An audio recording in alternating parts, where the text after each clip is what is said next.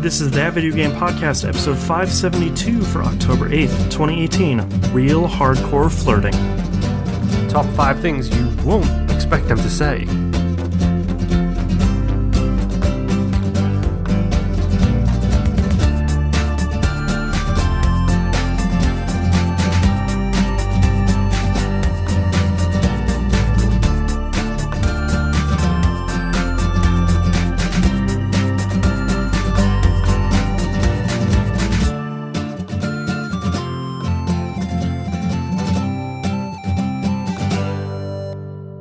Welcome back to another episode of That Video Game Podcast. I'm your host, Boston, and joining me as always is Moonpier. Hello.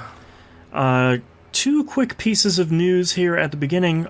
Number one is I'm excited to announce our very first non-meetup TVGP t-shirt. It is available as we're live streaming right now for patrons. You get a one-day head start. And for non-patrons, it'll be on all our social media and all that stuff. You guys have been asking for it for a while, so we decided to make a Bloom North 2020, I guess, campaign shirt is probably the best way of putting it. So, Yep. The shirt is just $20. I tried to keep prices down, but it's just going to ship straight to you, and it is. I have a shirt right now. I'm not wearing it because it was printed wrong, but yours will be printed correctly, and it feels real nice. It's a real nice shirt. So I have one on the way. Yeah. So go check that out. It'll be on. It's on teespring.com if you're listening on Monday or later, and Patreon right now for anybody that's a patron that wants to check it out a little bit early. Second announcement is a couple months ago, I guess, we've sort of wrapped up TVGP, The Binding of Moonpier, Boston Rebirth. Yep. That show had run its course. I mean, we pretty much did everything we wanted to. We thought it would last for about 2 months, and it lasted for 65 episodes. Yep. So now that show had run its course, we really wanted to do something similar, but try and cover as many roguelikes as we could. So starting this week, we're going to launch a new, we call them special series, a new show called We Roguelike It, which is still a title that makes me giggle. So dumb. Basically, we're going to do short looks at roguelikes. We have a giant list of them. We're just going to randomly have them picked from the list, and we're going to talk about them for a set number of weeks, and we'll talk about them every week. It'll come out Wednesday like TVGP is. Coming out this week is episode 0, where you can go into more in depth on why we chose this show, what a roguelike means for the show, what we're going to play, what our first game is going to be. So that's going to go out to all feeds on Wednesday, and there's some early access stuff for patrons that we'll talk about in that show too. Yep. So check it out. It's called We Roguelike It. Episode 0 will be out this week. That's all our business as far as I can tell. So let's get into what you've been playing this past week. Moonpier. Okay, so normally I drop a bomb on the show with 15, 20 games. Okay. That's my normal count, I believe. Yeah. Usually minimum of 4. Let's talk this week about 2. Okay. And let's face it, it's the 2 that matter this week. Right. The 2 hot new releases, right? And not, that might sound sarcastic, but these are actual genuine hot new releases. Yep. So I'm going to start with the one I believe you haven't played. I haven't. You're right. Okay, so let's talk about Assassin's Creed Odyssey first and foremost. I really want to play it. I can't afford it money-wise or time-wise. Yes. The second one is definitely the major concern right now. Okay. Because, so I'm going to start with my base instinctual feelings on the game. Okay. Which is Assassin's Creed Odyssey feels very much like an Origins 1.5. Okay. Which, for those who don't remember or are fresh listeners, I adored Assassin's Creed Origins. So yeah, me too. I 100%ed that thing with no hesitation, regret. no nothing. Yeah. I adored Origins. This feels very much like 1.5 version of that. That's really exciting. Because the game is amazing, and I love it, and a conversation we will have in a short while has way too much stuff in it. Oh no. They've slipped into old bad habits. Yes. So I'm sure by this point everybody has read the reviews, has seen the discussions. Oh, the game picks up after 15 hours, I believe, is a Polygon quote. Blay. And I believe, I can't remember who it was, but someone said, yeah, it took me 75 hours to mainline the game. Oh, wow. Okay. Yes. So, negatives first. This game is big. Very, very, very big. Okay. The progression in the game, from story mission to story mission to story mission, it feels XP based. Oh, okay. The problem is you don't get enough XP from the story missions to just go from story mission to story mission to story mission. So do you run into story missions that are saying, like, you need to be level 10 to start this thing? Yes, and you will be level 7. Okay, so is it pushing you towards side quests? Side quests? Yes. Okay. I don't mind. I like side quests in that game, especially so far. They have been genuinely fun. Very much. For anyone that didn't, Origins, they were real good. Yeah, the side quests in Origins were incredible, so I have no problem so far in this game with the side quests. Right. I'm doing my best to believe in my heart of hearts that the hashtag 2018's greatest game developer, Ubisoft, did not put this kind of slow leveling in there because they are selling a microtransaction which gives you 50% bonus XP. Ouch. Yes. Okay.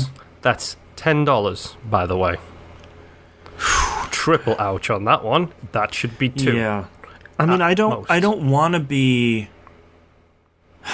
pessimistic about Ubisoft, but when you see both of those things side by side, where it's like, hey man, you got to be level 15 to start this main story mission, and you're level 11, and it's just in the corner, it's like, I can give you an XP boost. In its defense, it doesn't put any of that stuff on the forefront. Okay. I don't even know how to access the paid for money shop yet. Okay. That's a plus. Yes. It does throw a whole bunch of side quests at you and a whole bunch of question marks on the map. So let's get this out of the way first and foremost. You can play a guy or a girl in this game. Right. I played the girl based on my wife's recommendation, who played an hour of the guy and then switched and played an hour of the girl. Apparently the guy's voice acting is horrendous. I don't know because I have not touched it with him yet. I am all about Cassandra. Yeah, that would be...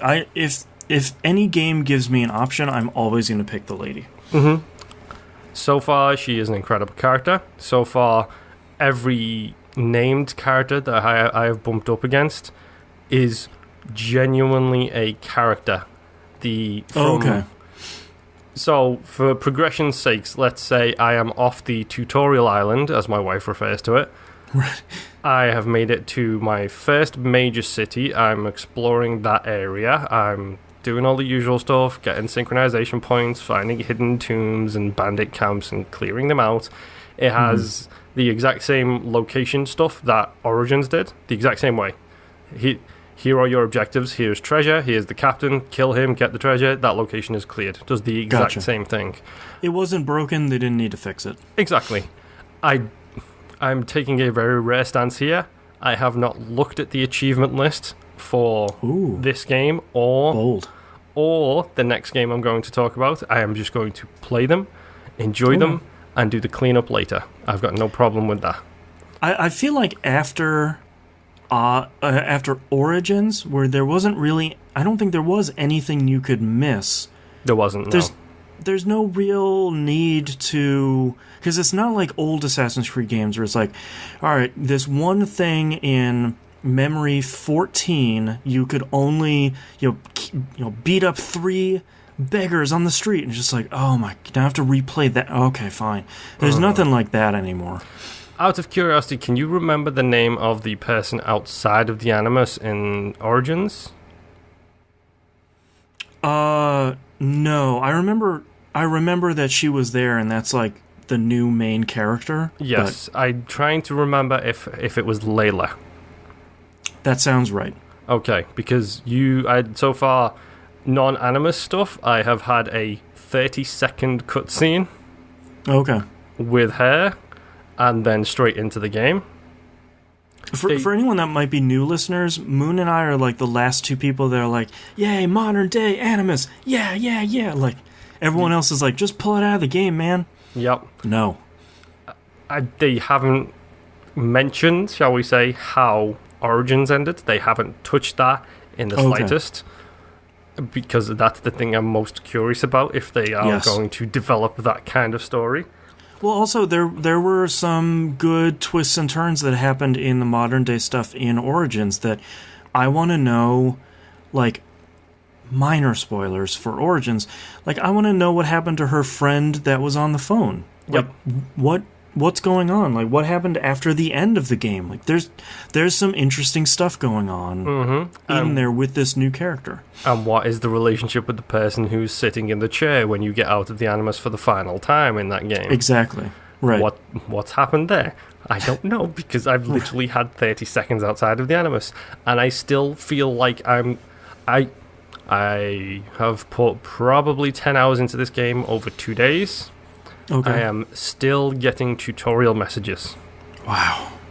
It's a much bigger game than Origins. Yes. I feel like this has the potential to be the Assassin's Creed 2 to the Assassin's Creed, or the Brotherhood 2 to be more specifically. Right. Because Brotherhood is probably one of my favorite Assassin's Creed games of all time. 2 made the big leap to be like, no, this is a game that has some genuine quality. We figured it out this time. Yeah. Then Brotherhood took that and evolved it in such a way that made it so great. This feels like it could be the Brotherhood 2. But there is so much stuff going on. Yeah. So let's start. There's a tutorial island, there's a character, there's people you meet. I don't want to get into too much because, as I said, pretty much every named character you meet, they have character. They're not just wooden, people. Right. Your character that I'm playing as Cassandra, everyone speaks with a Greek accent, first and foremost. Great. I love it. It's amazing. And everyone has the European expressiveness, which is something my father made fun of me a long time ago, which is whenever I talk and I get animated about something, I don't do it on the show mostly because I'm afraid of punching my microphone. But my father once referred to me as an air traffic controller. Right. Because I will sit there and do arm motions while I'm talking. Right. Which is a very European expressiveness kind of thing. Every single person in this game is so emotive with their body language. That's such a nice touch.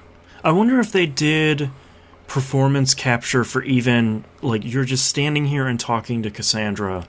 I wonder if they did performance capture even for that stuff. I'm curious if they got the main characters, Cassandra and, is it Alexandria or Alexander? I can't remember. I'm curious if they got those two in and did motion capture and performance capture for them. And then just had one person reading different lines, like their opposite, reading the different roles, because you're not going to get 5,000 people to come in and do one after the other.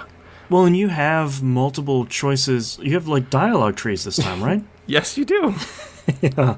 Let's talk about the dialogue trees, shall we? Yeah. Let's talk about the Mass Effect 2 dialogue trees specifically, where it's one of those things where it's like, Option 1, Option 2, Option 3. Mm-hmm.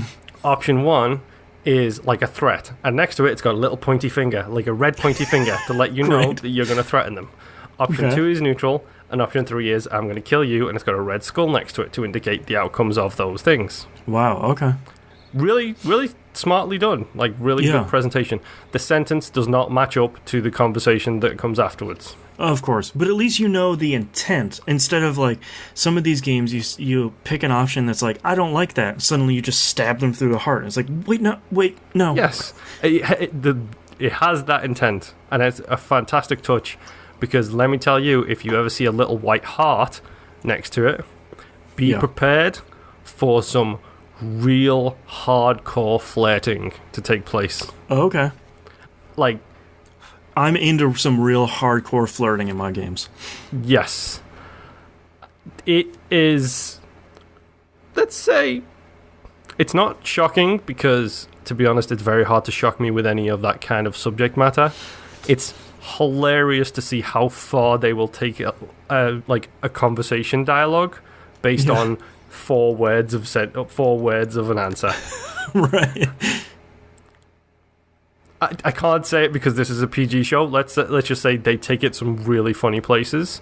Nice. I believe a word of warning to parents out there, if you care. I think I actually texted you with this yesterday. You did, yeah. If you care about your children hearing language, this is not the game.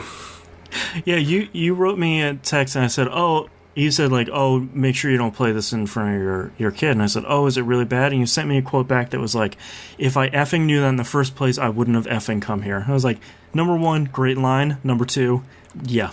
Yeah. And agreed. That character is amazing because that character is a female sea captain. She is great. That's great. It's the thing about Origins I loved. The thing about Origins I loved was, I'm a character, this is a world, they're building my town, they're building my city, then they build the world on top of that. This game is doing all of those steps so well. It's hilarious, though, because in Origins, you were a Magi. You were essentially a Egyptian cop. Mm-hmm. In this, you are a mercenary, and everybody hates mercenaries. That's awesome. So essentially, you are a Greek criminal. Right. It's so good. The presentation, people look down their nose at you because you're a mercenary. Other people are like, oh, you're a mercenary. You're the only one who can do this job. Side quests everywhere. Nice. And then there's dailies. And then there's weeklies. And there's 5 different types of currency. 56 different kinds of crafting material. The equipment screen from Origins is back. Nice. So it's that same setup. The skill tree is the similar setup. Like, so much about this is what Origins did well, and I adore it. I love the fact that it's in Greece. I don't have the passion for Greece that my wife has. Mm-hmm. I have the passion for Egypt in the same way that she has this passion for Greece. Okay. Still, I'm adoring this game. I'm loving the references to gods. I've seen basically 0 of the first race, whatever those people are called. I've seen nothing to do with that, no hidden things, anything like that, so far. Right. I don't want to spoil it for you, but I have to mention at least one thing. If you played Origins, they have a ship section in Origins. Yes. That is great. And it lasts about 2 missions, and that is all the ship you get. Yeah. The ships are back. Okay. Like, upgrade your ships kind of back. Oh, no. With crafting materials back. Oh, no. I'm dead. And missions that you can do that you collect on the land and go and do them on the sea. Oh, no. And underwater sunken wrecks. Oh, no. And I sharks. loved those in Origins. Yes, and sharks and whales and everything else. The seafaring is back. My favourite quote about this was my wife's tweet, which was something along the lines of, oh my god, there are Greek shanties in Assassin's Creed. Yep. In Odyssey. Which, yep. The crew will sing shanties in Greek. Literally in Greek, not English. They will sing in Greek. It's I saw amazing. A news story the other day that the guy and the woman, there are 2 different playable characters, their crews have different shanties. Oh no. That's great. So when they put out another shanty MP3 collection on Spotify, you can enjoy the other half. Oh, that's really, really good. It has the boarding mechanics and everything like that.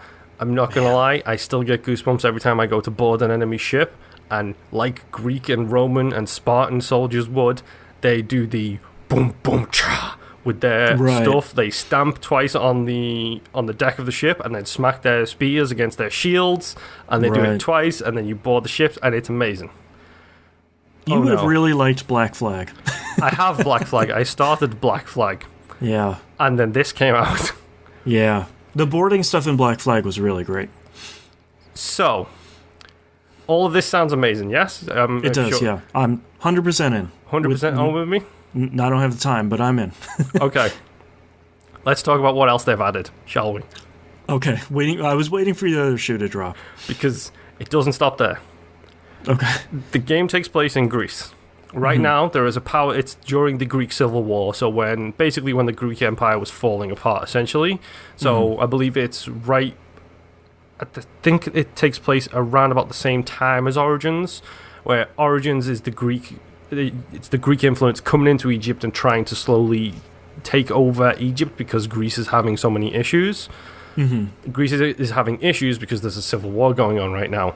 Specifically, the civil war is between Athens and Sparta. There is a power struggle dynamic in the game. Oh, between the two regions? Between the two regions. So, okay. You remember how you've got those, if you zoom out on the map, you've got those outlined areas. When you highlight one of them, it will say Athenian leadership or Spartan leadership. Okay. You can go and weaken the power level in that area. So you can go in and you can burn war supplies, you can kill captains, you can kill the leader of that area and expose them to a battle for that region between the Athenians and the Spartans. Almost like what they were trying to do with Syndicate, right? I can't even remember. Fighting over each area. Remember there was that big mob battle at the end? Yes, something similar to that. But then when you go in and you do this and you lower the levels and it becomes kind of like a tumultuous area and you've got the different types of people wandering around all the time, you can take part in the battle and either defend the area or attack the area. Oh, okay. And fight on the side of the Spartans or the Athenians. Then you can get into this huge battle with 100 people all fighting each other, and you've got to destroy the enemy forces fast so that they will retreat the area, and then it becomes the property of whoever wins. Okay. And then you can do it again, because you're a mercenary, and you don't fight for one specific side, you fight for the side that pays the most. That's true, yeah. That makes sense. You can just do the same area over and over and over again and just keep lowering it down, exposing it to battle, and so on and so forth. However, there is now a wanted system in place. Oh, God. When was the last time they had that in there? A long time ago. And this... this is where the game gets a little bit insane. You are a mercenary. You are the lowest rung on the ladder because you are a mercenary on an island, the tutorial island. You are well regarded on that island as somebody who gets stuff done. Then you go to Greece, to mainland Greece. Right. Nobody knows who you are. Nobody cares Little fish, about big this. pond. Exactly. Do you remember Shadow of Mordor? Yes. Do you remember the system they had in place? The Nemesis system? Yeah. Yeah. It's kind of like that. Okay. The only good part of Shadow Mordor, I remember. Yeah. It's not exactly like that, I should say. It's not the exact same thing. There's some level of leadership that you're looking at. Yeah. So basically they have a tier scale of mercenaries and you are tier 10 at the very, very back of the line. Oh, okay. If you create chaos and anarchy and kill civilians and kill soldiers in broad daylight and steal from containers when people can see you. Oh, wow. I'm not kidding. There is a steal option now. It's not just loot. It's if you take this, you are stealing. then you will have a bounty put on your head, and they will send mercenaries after you. Oh, wow. Who are further up or lower down in the ladder than you to try and come and claim your bounty. Okay. So there are mini-bosses that are constantly appearing, reappearing, and refreshing all of the time. When you kill someone and take them out, they taken off the ladder and a new mercenary comes in. Oh, jeez. Okay. And you can work your way up this ladder. Your wanted system dictates how many mercenaries are coming after you. So, 1 Spartan helmet is 1 mercenary. 2 Spartan helmets is 2 mercenaries. I am terrified to get more than that so far, because I don't want to start a fight, because I am not appropriately over-leveled to handle 5 mercenaries at once. Right. Because very much like Origins, the assassinate ability takes out regular gubbins like nobody. So, if it's this is Roger, he's a soldier, he's going to be dead in an assassination. It's Bob from accounting. Yes. Yeah. He's going to be dead in 1 assassination. However, this is Sir Lycanthrope V of the Wolven dynasty. He's the captain of this town. He ain't going to die from an assassination attempt. It'll do like 10% of his health. Exactly. So, yeah. I don't want to take on 5 mercenaries at once, thank you. No. And do you remember that bit I told you about 5 minutes ago where there's like the big battles and there's like hundreds of people? Oh, no. Mercenaries can fight for both sides. Oh, no. So you can be in the middle of one of those battles, and if the opposition happen to have hired a mercenary, they can come in and fight for their side while you're fighting for the other side. Jeez. So then it's a merc-on-merc battle in the middle of this war between Sparta and Athens. So everything kind of interlinks with each other a little bit here. Yeah, it almost sounds like it's too much, but I get the impression that once you're in it and it starts giving it to you slowly, then it all kind of connects together and makes sense. Yep. There is a story mission which I believe I'm about to do, which for most of this stuff, like, on the pause menu, you've got like quests, map quests, inventory, skills. I think that was all it was in Origins. I think there was 4. Yeah, I think so. On this one now, you've got ships and you've got mercenaries. That takes it to 6 menu options in total so far. There is another menu option, which I happen to have seen on my wife's screen, which I'm about 2 story missions away from unlocking another system that's going to be taking place on top of all of this stuff. And I'm not going to say a word about any of that stuff, because I'm pretty sure that stuff is when the deep story is going to come into it. Oh, cool. Good. So, yeah. There is a lot in this game. Yeah. Let's just talk about this for a second here. 4K, HDR. Yeah. The good stuff. It's not good stuff, dude. This is heroin directly injected into my eyeballs kind of good. Tasting rainbows sort of thing. Don't get me wrong, I loved Origins. And Origins was 4K HDR, and there is something beautiful about a desolate desert in the middle of Egypt with just rolling sand dunes and the wind and everything like that, and hallucinating because you've been out in the sun too long. Right. That is genuinely beautiful in its own way. This is Greece. Rolling mountain tops, hills and forests and trees and flowers and blooms all over the place, and the sun coming through the statues and then hitting. So good. Yeah, makes me upset that I don't have a 4K TV. It's so good. Yeah. I really, really like Odyssey. It is the only thing that has been able to tear me away from my other game, which we'll get to in just a couple of seconds. Right. But if you liked Origins, and I mean genuinely liked Origins, because I fell in love with Origins so much. I have a habit of skipping the good ones and then playing the bad ones. Right. I didn't play 4, I played 3. I didn't play Syndicate, I played Unity. You're like on the other. All of us are like every other game. You're just. I'm on the wrong cycle. Yeah, I'm on the wrong gear. Exactly. It's a really good game. A genuinely fantastic game so far. And if you were a fan of Origins, I don't see any reason why this wouldn't be for you. And they do throw all of the references in. Do you know what the the big hook to history is in this? Mm-mm. Would you like to know? It's the intro cutscene. Sure, yeah. From what I understand, you are a descendant of Leonidas. Oh, interesting. As in that Leonidas. Wow. So the game starts with that fight. Aha. So, yeah. It literally the first achievement you get is This is Sparta. Great. And got it out of the way early. Exactly. You can make the reference you had to make. Yep. And one of the skills you can unlock is the Spartan kick. Great. Which does exactly what you hope it would do. Kicking idiots off of mountains. Exactly. Let me tell you, there's nothing quite as fun as boarding a ship and there's this captain who's 2 levels higher than you and you literally Spartan kick him off his own boat and then you capture the boat because you've just Spartan kicked him into the water.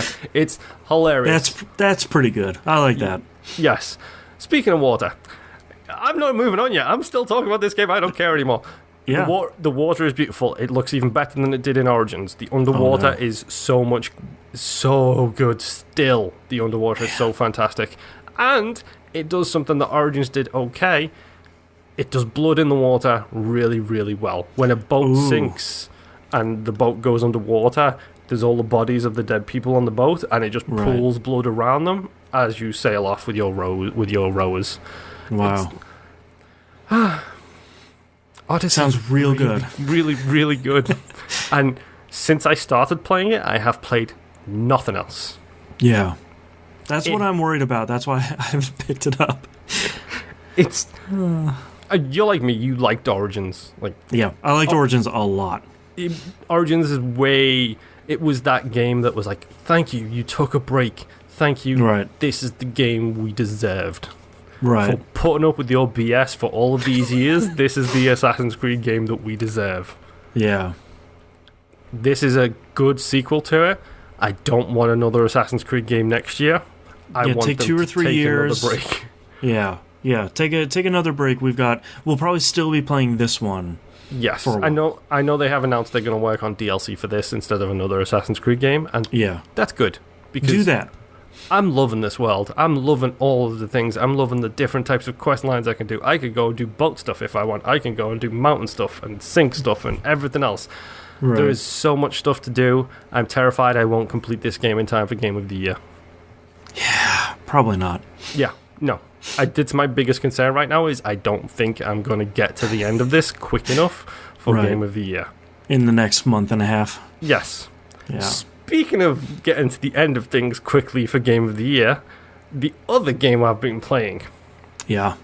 Yeah, so let's have a nice, long, protracted conversation. Unless you want to get your other stuff out the way first, so we can talk about this last. I'm more than happy to talk about Forza Horizon 4 because I have so many notes here. I have so much to say about this game. Yes. Shocking me most out of everyone, I have a lot to say about Forza Horizon 4.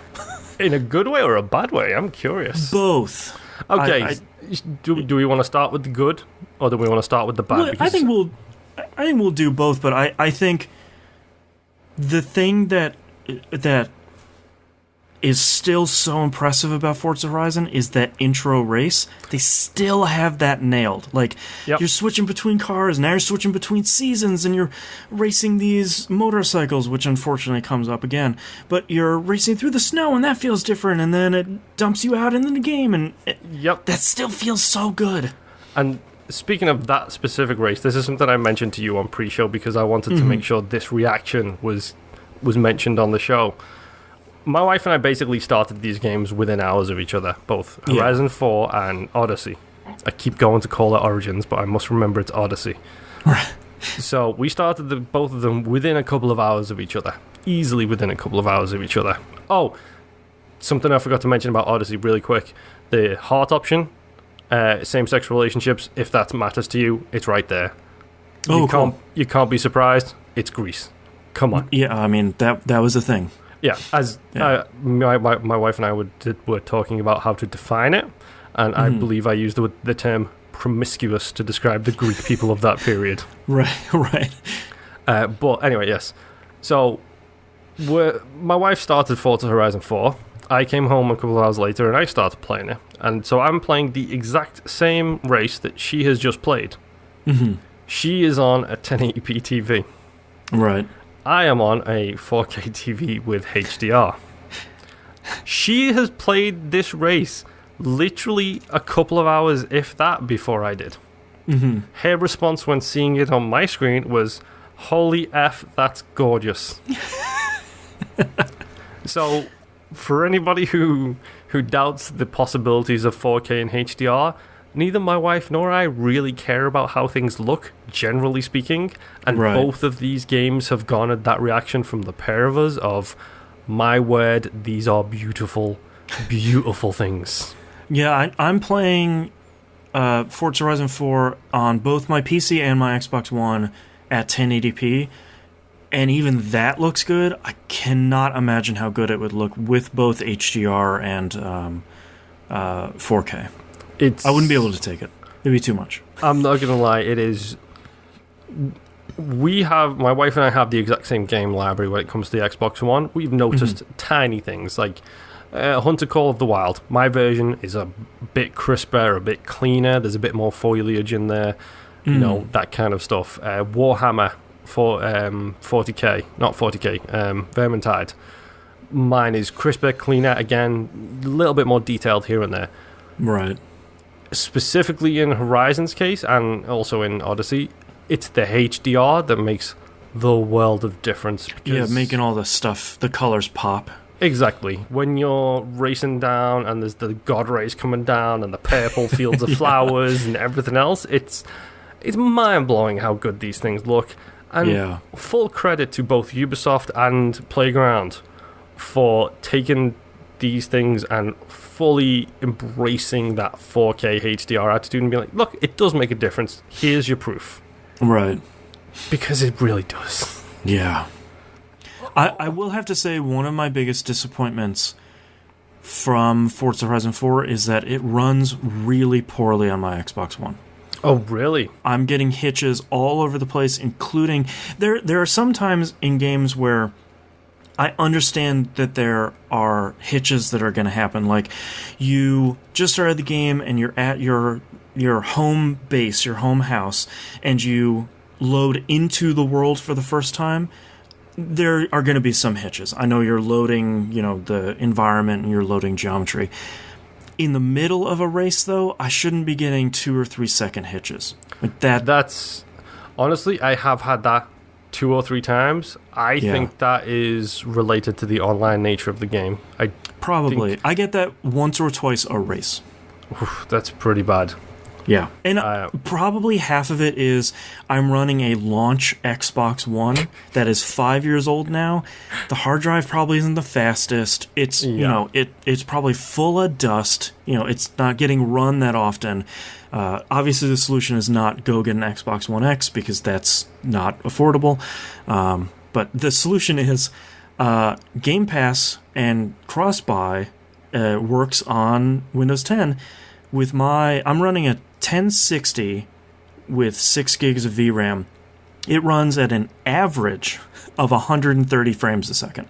So problem fixed. And even better, it works with my PS4 controller. Great. So I don't have to hurt my hands with my Xbox One. Yeah, I don't have to hurt my hands with the Xbox One controller. But the majority of the time I'm playing on the Xbox One, it has hitches. I don't care. I'm still playing it. It's still fun to play. Yep. Forza Horizon 4, it's... Oh boy, where do we start? So, we can start with the tutorial, the prologue being too long. Well, yes, there's that, but I want to start actually with the definition. Because they're like, it takes place in glorious Britain, Great Britain, the home of racing. With quotes. Yeah. No, this takes place in Scotland, fools. Right. Which, I get it. Technically, Scotland is a part of Great Britain. Say that to a Scottish person and see how they react to you. Yeah, when I first fired it up, it almost seemed like how they did Australia, where it's like, it's quote-unquote Australia, like we mushed together pieces and parts of the continent and put it together. This one seems like they wanted to go that way and then didn't. Yeah. Unless there's more stuff... Unless there's like another landmass I haven't seen yet, but I doubt it. I doubt it too, but I mean, to be honest, even if you get a tiny smidgen of England in there, this thing is 100% Scotland. And I get it, marketing-wise, you can't turn around and say, our greatest Forza Horizon yet, it's set in Scotland. Because... Right, people go, the where now? Yeah, you say Great Britain and everyone's like, oh, that's the place. Oh, right, that's where Doctor Who lives. That's where England is. I get you now. The Corgis, gotcha, okay. Yeah. This is Scotland. Aberdeen is a city in Scotland. Right. Edinburgh is a city in Scotland. Yeah, they said, like, oh, you can go buy a new house in Edinburgh. And I was like, wait, in England? That's not in England. Nope. Wait a minute. Even I know that. It's in Great Britain, which is why they've marketed it as Great Britain, not England. Because, technically speaking, this doesn't take place in England. Just say Scotland. Give them credit for what it's due. And to me, that's okay, because it still looks really great. Oh, yeah. And don't get me wrong, I'm so glad this is set in the Scottish kind of region, because Scotland is a beautiful country. It's genuinely a gorgeous country, and it's one of the few places you can get in England where it's got the rustic cities, the castles, the mountains, everything else. Yeah. Us English, we've just wiped out our country. It's essentially a Fallout game in England these days. Whereas Scotland's still gorgeous. Yeah. So that's fine. Just call it Scotland. Yeah, it's weird. I'm curious if they marketed it in England as being in Scotland. I'd be curious. People in England will know that difference, whereas people around the rest of the world, they're just going to be so confused. Yeah. Which part of the flag is that? Is that the white one with the red cross? Or is that the blue one with the white diagonal cross? Right. It's the blue one, folks. But, okay, yeah, so the progression, like... there's 5 showcases in the game. You do the 5 showcases in about an hour and a half, which... You do them all as part of the prologue. Yes, which I think is a mistake, because the showcases are some of the best moments in those games. Yeah. And minus the dirt bike one, which I was very disappointed with. I lost that one.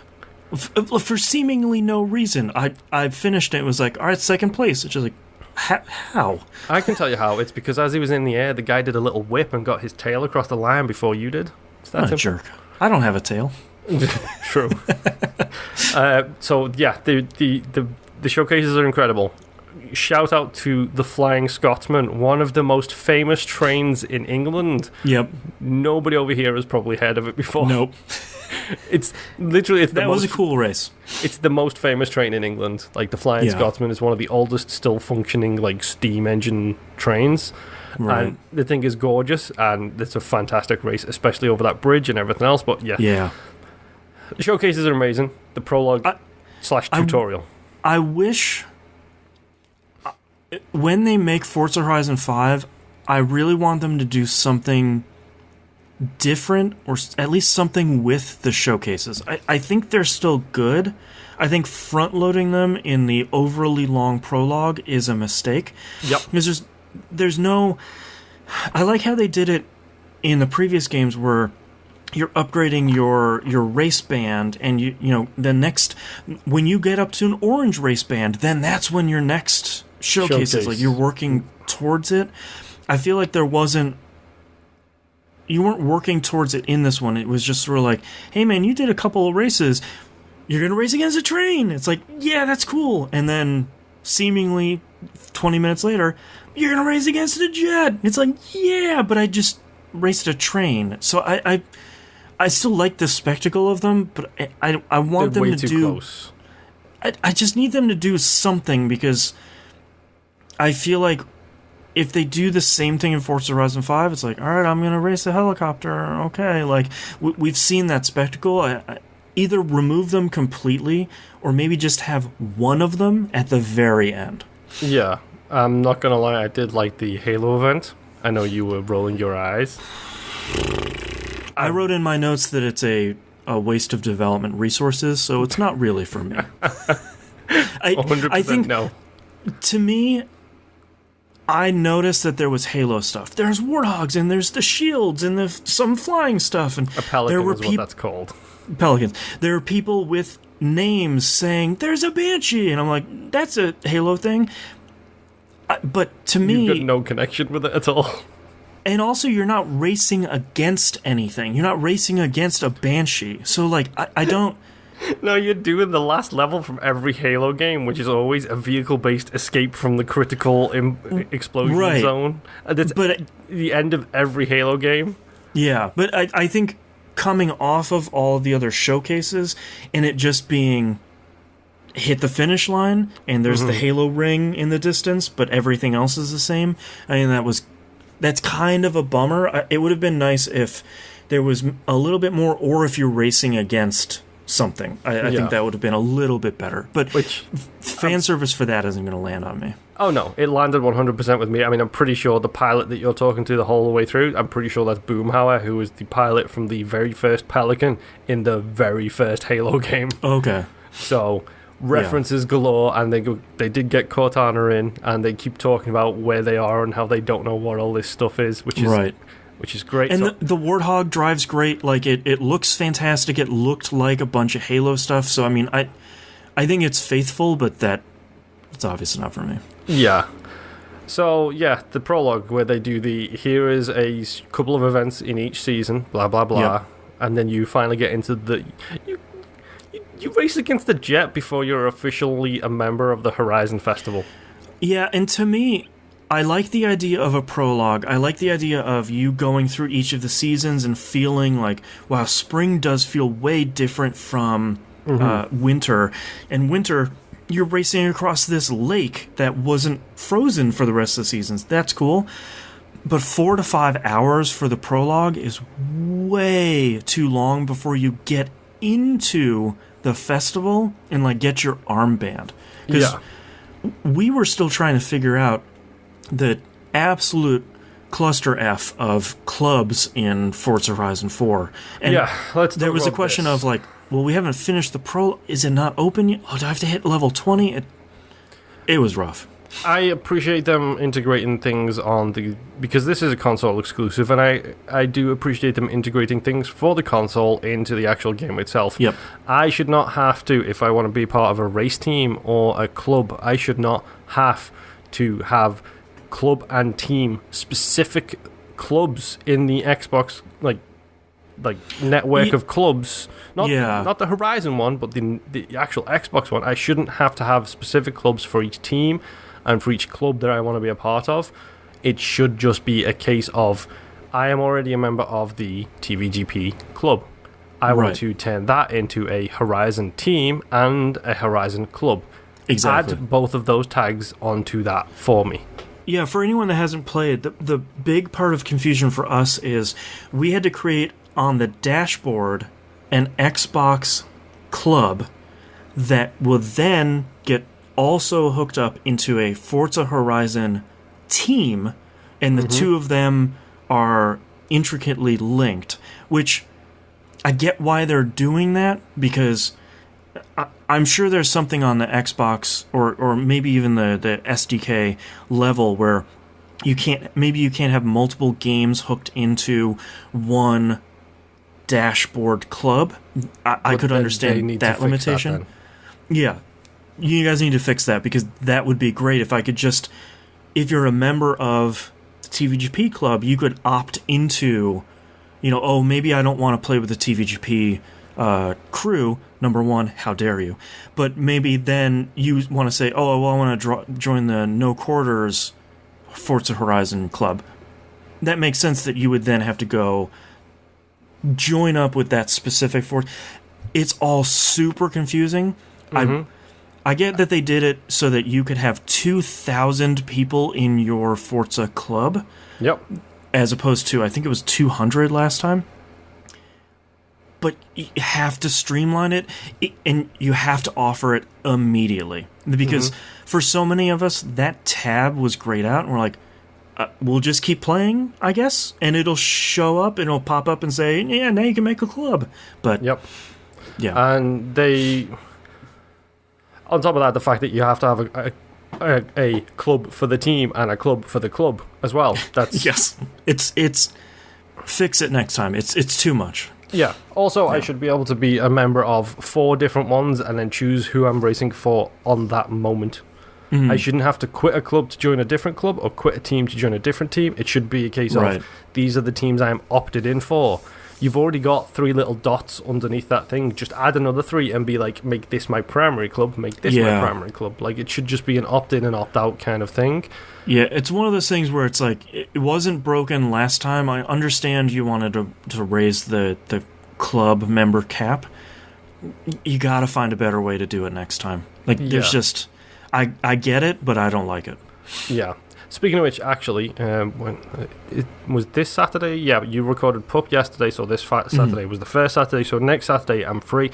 So I want to do some racing with the community. So next Saturday, I'm probably going to sit down. My wife and I, we are in the 13th. Yep, we are in the TVGP Racing Club and the TVGP Racing Team. So we'd like to sit down and do some racing as a team, like do some of the team events, that kind of stuff. So if you're interested, hit me up, hit me on Friends, on Xbox, whatever. Next Saturday, probably most of the day I will try and spend playing this, because I need to get as much time of it out as I can, because Red Dead comes out soon too. Yeah, I'll try and hop in on that too, because I've been playing. I think I've probably, over the last week, I've probably played about 10 hours, and I haven't had a chance to play really any of the multiplayer stuff, because it's been, I'm going to do a race or two, I'm going to pause it for a little bit, and I'm going to come back to do like another race or two. Yeah, which, that's fine, because, let's face it, it's not like there's a lack of things to do in this game, which, let's talk about progression. Yes. We have discussed on this show plenty of times, for almost 10 years now, how every single person who's ever been on here loves filling bars. We love a good bar to fill. I'm going to give you so many bars, Moon. Yep. Forza Horizon says, here's 50 bars. Hold on a minute. Let me just write that down really quick. I'm going to give phrasing. You so many bars. Phrasing. So Forza Horizon says, how about 50 different bars? That's an exaggeration. It's probably more like 20. No, actually, because I mentioned to you pre-show, I was a little bit late coming up to do the pre-show talk, because I forgot to write something down, which I wanted to write down because I wanted to mention it on the show specifically. Okay. We are now up to the section where I read out what I wrote down. Because what I did was I booted up Forza Horizon, and I wrote down every single XP bar that you can fill that I have unlocked. For the record. Okay, so let me just do my best Jim Carrey and Ace Ventura here. It took 2 pieces of paper, for the record. Okay. Road racing, dirt racing, cross-country, street scene, drag strip, drift run, painter, photographer, tuner, blueprinter, speed trap, speed zone, day design, car collector, explorer, rivals, racing team adventure, anything goes team adventure, games team adventure, skills, playground games, mixer, stunt driver, world's fastest drift club, LA racer. Yeah, all of those are separate XP bars that you can fill. The thing that frustrates me so much, and this is gonna require a little bit of setup for anyone that hasn't played it yet, is when you played previous Forza Horizon games, especially 3, I liked how they did it in 3. You finished a race, or you finished like a tournament of 2 to 4 races typically. After that would finish, usually they would give you another set of things. So you'd finish one, you'd get maybe 2 or 3. You'd get a street race and a one-on-one race and maybe like a point race. On paper, I like how they did it in Forza Horizon 4, where you go and you do an off-road race. You finish that, you usually level that up, and you unlock more off-road races. You finish one off-road, you usually get 3 more. But that gets really frustrating for me because I feel like I'm not encouraged to play as much of everything as I can, because right now I have one head-to-head nighttime illegal race that's in like the middle of Edinburgh. But I'm not as encouraged to race that one because I just unlocked 3 of these, but that's just going to get me deeper down the off-road dirt race progress bar. And I feel like all of a sudden I have 15 green icons on my map. And one orange, one blue. Right. One light blue. And so I've done I've done enough of the green races to get the pinnacle race, which they call cross-country ones. The Titan. Yes. And it was cross-country. It took me like 20 minutes to race. It was through, most of the country. And that was good, but then it kind of seemed to stop after that. And I still feel like I'm waiting for the other shoe to drop, like Forza Horizon 3, where you do enough of the events and then suddenly it's like, tournaments are here! 3 to 4 races in each tournament. I haven't seen any of that stuff yet. And I'm waiting for them to say, alright, now you hit level 50, now we've got tournaments coming. Honestly, I hope they don't have tournaments, because they felt like a drag for me by the end of 3, but that's also because I am an achievement hunter. So, of course, I had to do every tournament at every location. So, I had to do every race, 17 times.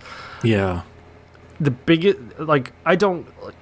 Specifically with regards to this, I like the fact that they have, story campaigns. The Stunt Driver, World Fastest, Drift Club, and LA Racer, they're all story-based campaigns. Yeah, the Stunt Driver one is I really like who is it you're working with? Mike Steele? He's the director. I like that he's a little worried about you and a little bit happy with your performance, but he's not going to admit it to you. Yeah. My wife described him as Sean Bean, which I thought was very appropriate. Great. Yep. He sounds very much like him. Yeah. Those campaigns are great. I love World Fastest. Drift Club I haven't even started yet, and LA Racer is one I am desperate to start, because the way they describe it as the intro to... I don't know if you've unlocked the LA Racer ones yet. No, I just unlocked the Drift one. Okay, well, the second you can, probably you'll head towards the LA Racer, because LA Racer is a streamer who is obsessed with driving video games. Yep. So it's a reference to a whole bunch of other driving video games. I know there's a Crazy Taxi mission in there. I'm pretty sure there's a Project Gotham one in there as well. Great. So stuff like that is great. Yeah. And the road race, specifically the 4 main ones, the road racing, the dirt racing, the cross country, and the street scene, I'm okay with that kind of progression. Do 1, here's 3 more. Do a couple of those, here's 3 more. Do a couple more, here's 2 more. That's okay. The thing that bothers me the most is when I have to do 5 danger signs to unlock the ability to do 5 danger signs elsewhere. Yeah. I didn't realize that because I haven't done enough of those. Because part of my frustration, and I talked about this a little bit on Discord, with them giving you a straight line through one event type in progression, is that I feel like I'm only driving 2 cars. 2 of them are for off-road, or one of them is for off-road for 2 different types of events, and one of them is for the other 2 types of events.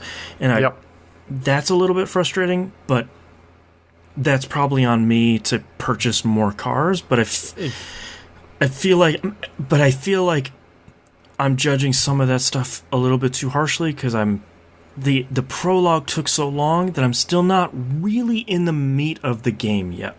Yeah. Oh, by the way, for better or for worse. In that whole XP thing that I talked about, I totally didn't mention the Forzathon stuff, the seasonal Forzathon stuff. Which I haven't even started. I didn't talk about the weekly and daily challenges for the Forzathon stuff. I accidentally did some daily challenges. What I'm really frustrated about with the Forzathon, they don't tell you anything. I'm sorry. They don't tell you anything, and suddenly a store pops up where it's like, hey, spend your Forzathon's points. And it's like, oh my god. I probably won't. Probably no. I probably won't be doing that unless there's an achievement associated with it. And then, at the top of the hour, every hour, there is a Forzathon live event where you can go and go find the blimp. Yep. There's so much stuff, dude. I think the thing that I want to drive home to this, no pun intended, sorry, is that when I'm playing Forza Horizon 4, I'm really having a great time. It's still Forza Horizon, and it builds on that framework that Forza Horizon 3 did really well, that Forza Horizon 2 maybe stumbled a little bit on. The driving is still incredible and fantastic. It still feels great. Finishing a race and it snapping one frame to another into that white room across the finish line. Let's talk about the presentation on the end of races, because I love that every big time. room. It's great. It's so good. That whole white room presentation, even when you're doing wheel spins in there and your XP bars are filling up, and that I can't say it enough how great it feels crossing that finish line and it snapping literally between frames. It doesn't even move the camera or anything.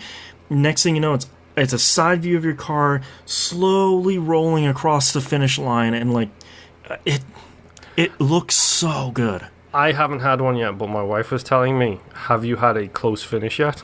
I have. Oh my god. I haven't had one, so I haven't seen it. Seeing your bumper just a little bit over the finish line and in the frame, just like next to your front wheels is the bumper of another car. It just, you look at it and you go, it's God, like the photo close. Finish from horse racing, where it's like, stuff like but that is slowly so cool. inching towards, like the cars are still moving. I think that's the thing.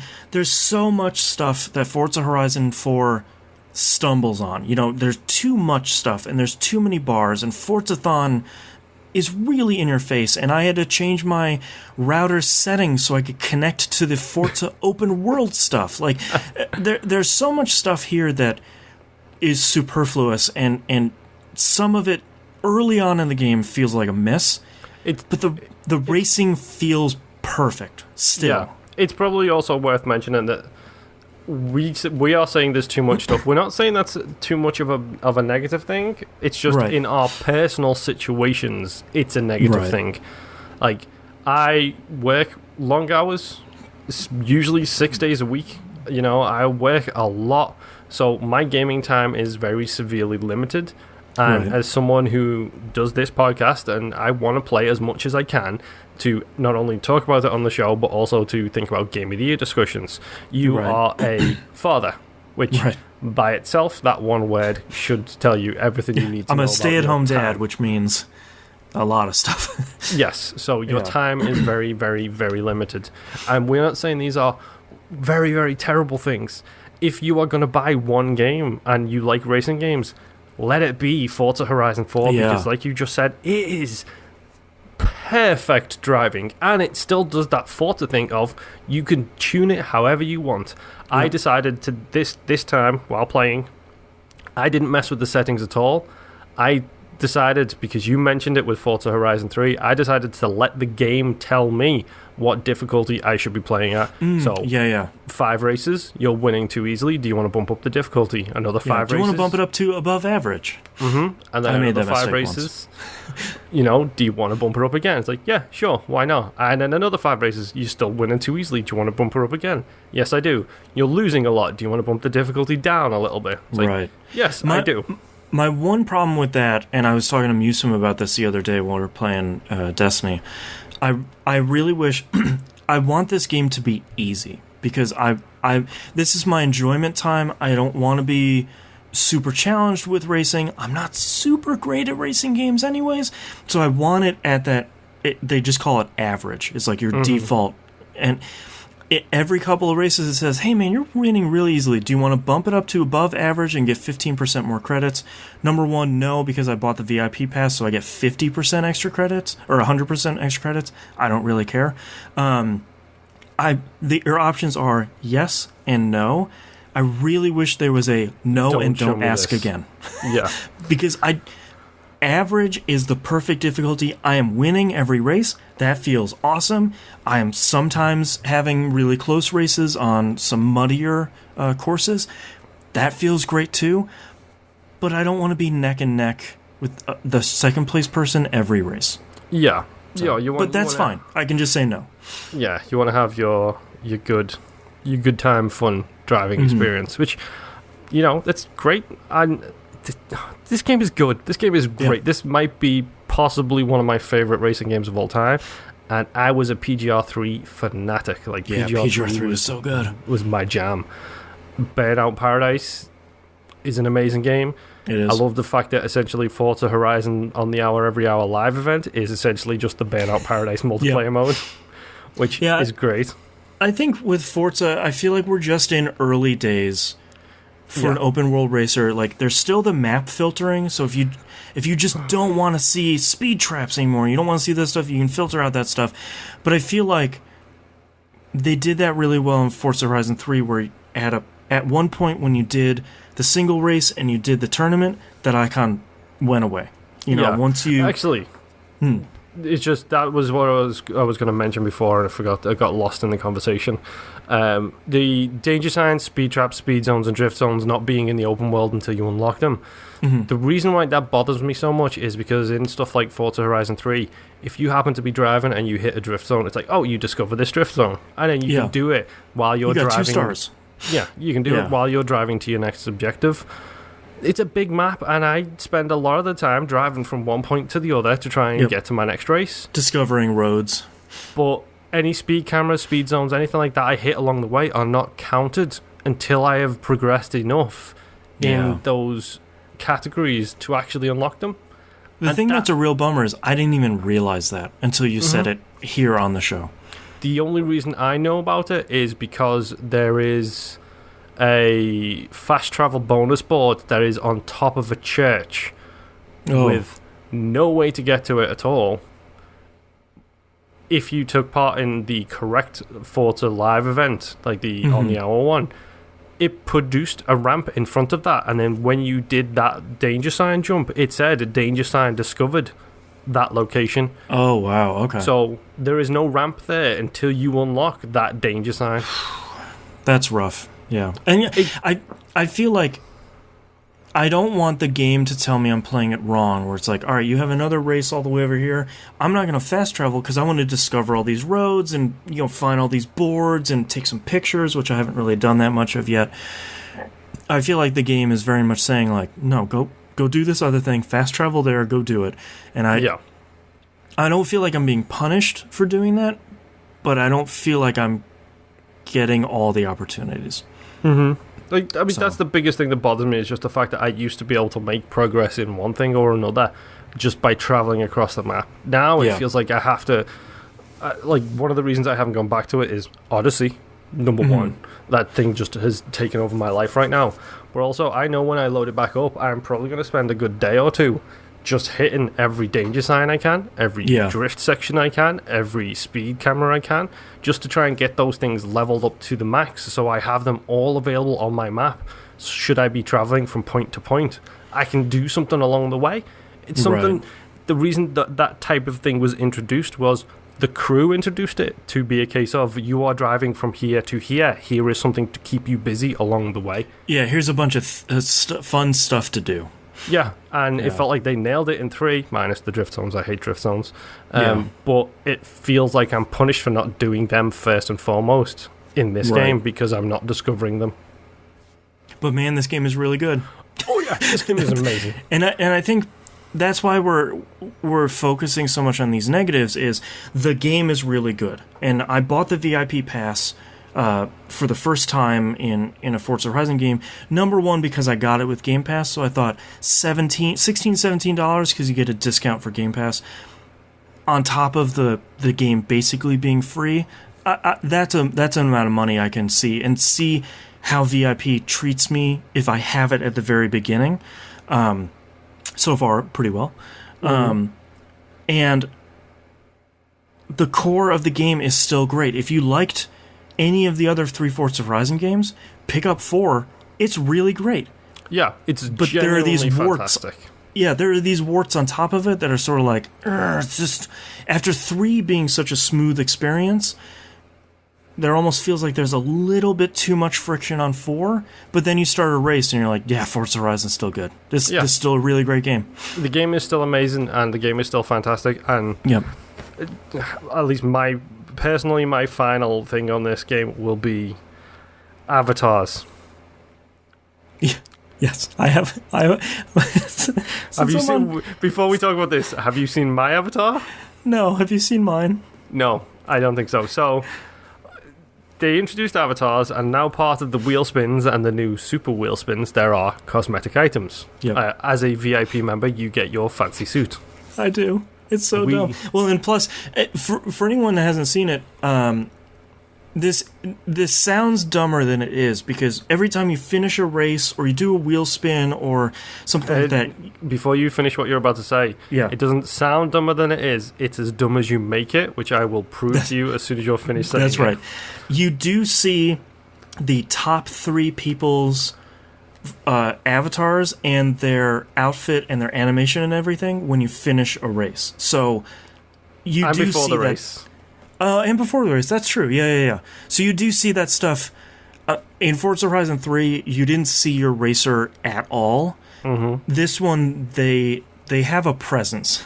Yes. When you do beauty spots as well, your character will be standing on the beauty spot. That's right. Doing whatever appropriate doing animation. Your dumb dance. So, I think I talked about it on the show when I was playing Forza Horizon 3 with my wife. We were playing at the same time. Mm-hmm. She was getting wheel spins and getting, NSXRs and McLaren F1 cars. Right. The F1 car, not the Formula 1 car, but the car that is the McLaren F1. And for Lambos and all this other kind of stuff. And I was getting nothing. You're getting like a pair of shoes. No, in 3 this is. I was getting I was getting like 5,000 credits, and she was getting hypercars. 2 million and a car. So in Forza Horizon 4, her wheel spin has continued. She is getting a bunch of cars. Yeah, now cars have rarities on them, which I initially thought was going to be really bad, but that all it does is it tells you how many skill slots that car has. Yeah, we haven't even talked about the fact that every car has its own skill tree. It's not as big of a change as I thought it would be for a lot of the cars, but it makes a car you like to drive more worthwhile to drive. Yeah, exactly. Yeah. Yeah, her spinning has continued. She's still getting a whole bunch of cars. Forza Edition cars. I am getting every single cosmetic item I ever wanted. All the car horns you ever wanted. No, so I have to set this up for you, because when we talked about the dances, I said it's as dumb as you want to make it. It absolutely is. So my gentleman, I can't remember if I'm wearing a hat right now. I don't believe I'm wearing a hat. I have white rim glasses, just normal glasses. I have a sparkly gold moustache. Perfect. Which is an epic, by the way. Yes, it's also a clip-on. Yes, it's a clip-on sparkly gold moustache. I have a dumb black t-shirt because I haven't got any good t-shirts yet. I have a sparkly pink glitterized like leather jacket. Great. Blue booty shorts and slip-on shoes with the Galaxy imprinted on them. Perfect. And I have the jazz hands dance. Great. So every single beauty spot, every single you just do race, jazz hands. It's not even just that. It's like it's the full on lean. The in and out jazz hands. Yes, and then he does the little strut to end it as well. Right.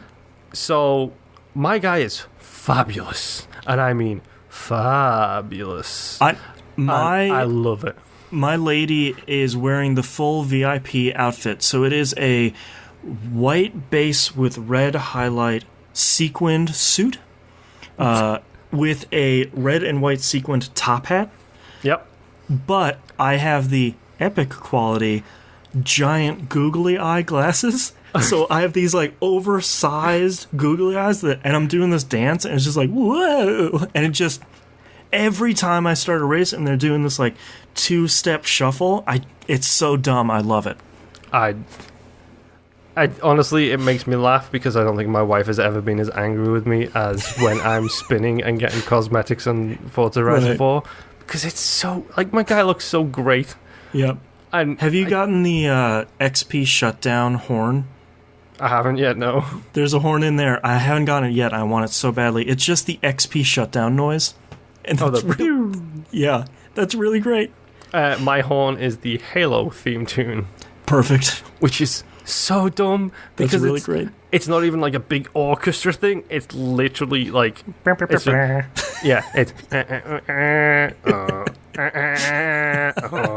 it's so bad, but that's so really good. Great.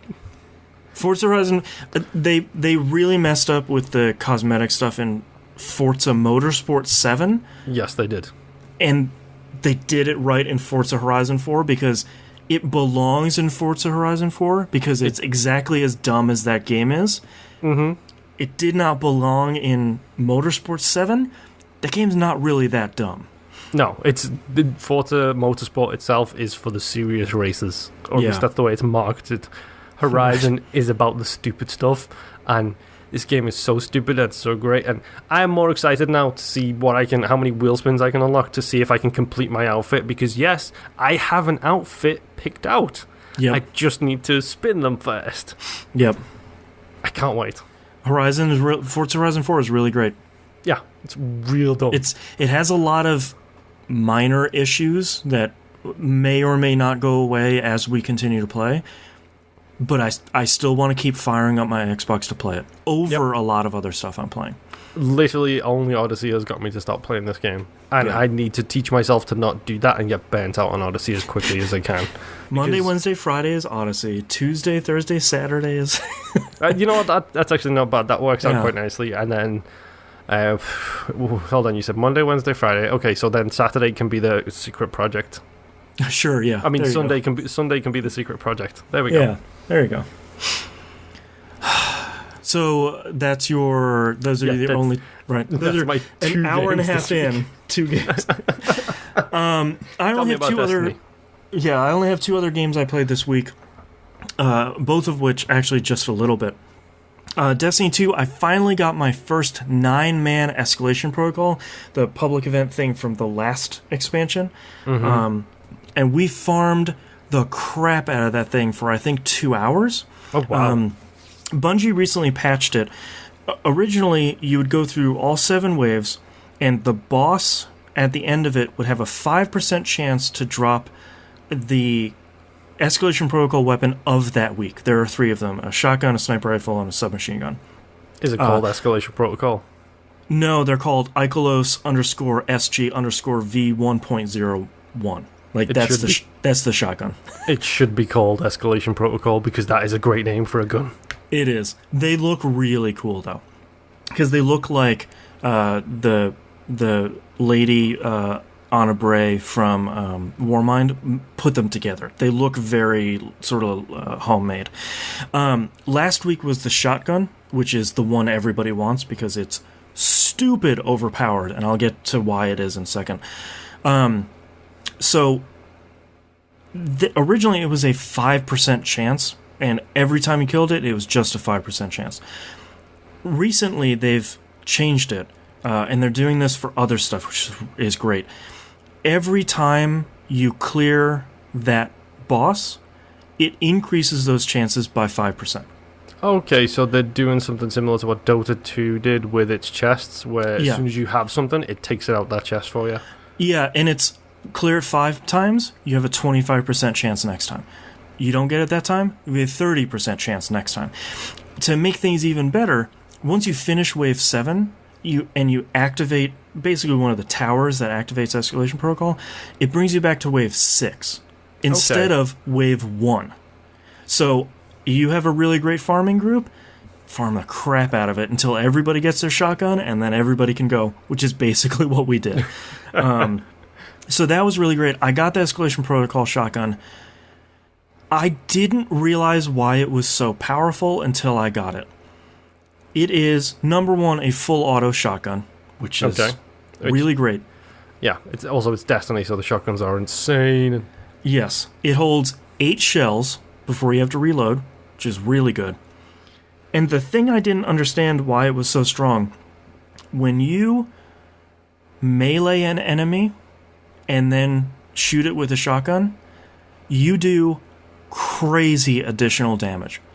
I'm talking, you put 4, 5, 6 shotgun shells in a boss, and they're done. Oh, wow. Just because you meleeed them. It is stupid strong. And I didn't understand why that was until I actually got it.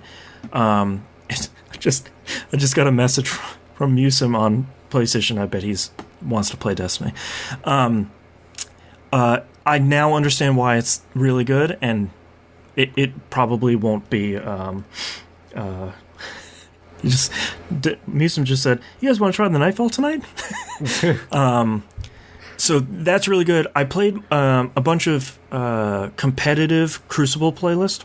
Yeah, I saw you prestiged. Congratulations. I prestiged on the non-competitive, on just the regular. Okay. So that's my first of 5 prestiges I need to do this season. So 1 out of 5 is done. That I'm making my way. I played the new competitive PvP game type called Breakthrough, and boy, do I not like that at all. So you have 2 vaults, one on each side of the map for each team's spawn point, and then you have a breaker in the middle. Your team has to hang on the breaker long enough to hack it, basically a bar fills. When you hack that, the other team's vault opens. You go stand on that a little bit to break their vault. Okay. I don't know how to explain. It's not fun. It sounds a little bit like not Conquest. Is it maybe Control? There's a mode in Battlefield 4 and Battlefield 1 which is very similar, which is like you end up with 3 points on the map, and if you like the middle is neutral, 1 you, 1 them. Right. If you take the neutral one, it extends it to 1 point further for them. Gotcha. And it's basically like a tug of war, and then they can come back and take it back the other way as well. It's not like it's locked. It's just you can go backwards and forwards. So the most frustrating thing about this is, number 1, it's only available in the competitive playlist. Okay. Which, in Destiny parlance, is very sweaty. These are very difficult, very high-stress matches, because everybody wants the cool weapon that you get for ranking up. There's something in Destiny now called Crucible Labs, and maybe every month and a half, they'll beta test a new PvP game mode in there. And they're really open about taking feedback, and everything's great. They needed to test this in Crucible Labs. It's the only one they haven't, because if nobody captures the breaker in the middle of the map, the match doesn't end. Oh, wow. There is no timer on the match overall. There's just a timer on taking over the vault. So if you run into a bunch of people that just want to farm kills or just make your life miserable, they can, until you leave, because there's no stopping that match. And for a competitive game mode like that, that's unacceptable. Yeah, in any level of game, that is unacceptable. Yeah. In a AAA level of game that at this point you've spent $120 in, it's super unacceptable. Unacceptable. I just don't, and that's one of those things that I don't understand how that got through testing, because it's so easy to not play the objective in that match and just have it never end. And I don't.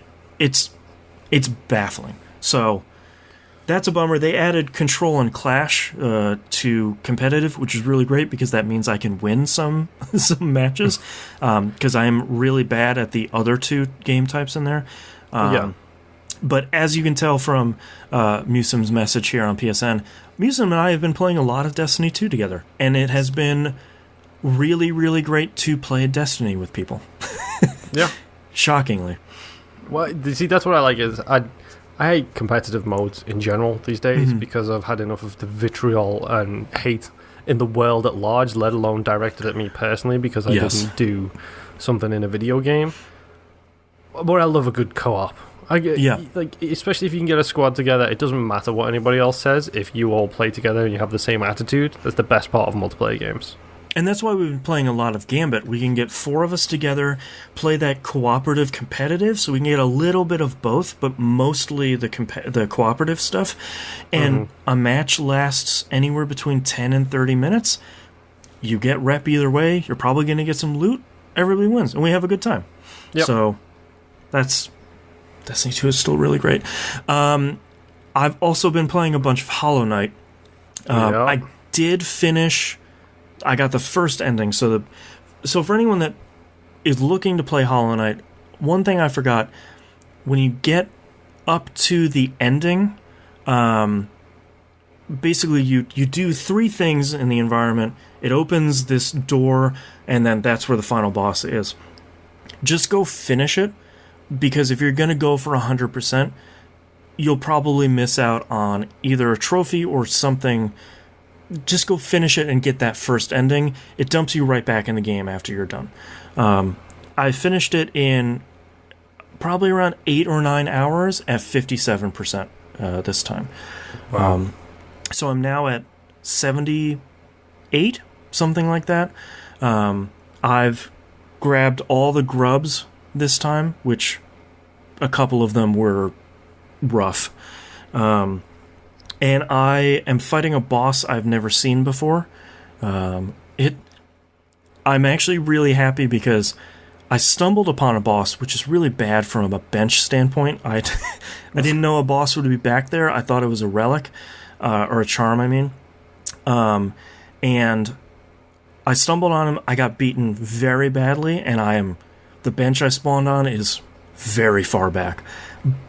But because I've been making friends with this NPC in the environment all the way up until this, sort of accidentally, that NPC was fighting the boss along with me and doing damage to the boss, which is the first time cool. I've seen that in the game, and that's really cool. So I have been playing a lot of Hollow Knight because, number one, you can pause it, which is really great. And number two, I really, really, really like Hollow Knight. It is... Yes, I think we may have established the fact that this is the second playthrough you have done in less than, 3 months? Something like that, yeah. And I think the more I play it and the more I dig into it and the more it unfolds, the higher and higher it is in my top 10 Metroidvanias of all time. Easily. So I'm not going to get too much into it because I'm in some really endgame stuff. I accidentally started the DLC, The Grim Troop, which was the first DLC pack. And that seems pretty interesting, and I know there's 2 or 3 other DLC packs after that, but I'm trying to do as much of the base game as I can before I get into some of that stuff. Not for any real reason, just getting it done before I do some of that stuff. But yeah, Hollow Knight is really great, and just as I'm getting more charms, I'm getting a much better build going on, and I feel way more powerful than I did on my Switch playthrough, which is really great. So Hollow Knight is really great, and I wholeheartedly recommend it, and it's 100% going to show up on my top 10 list, probably pretty high this year. Yeah, I need to get back to that eventually at some point soon-ish, I hope. Fingers crossed. There's just too many great games. That's why I haven't picked up Odyssey. There's too many other great games I'm playing already. But that's all the games I've been playing, so let's take a break.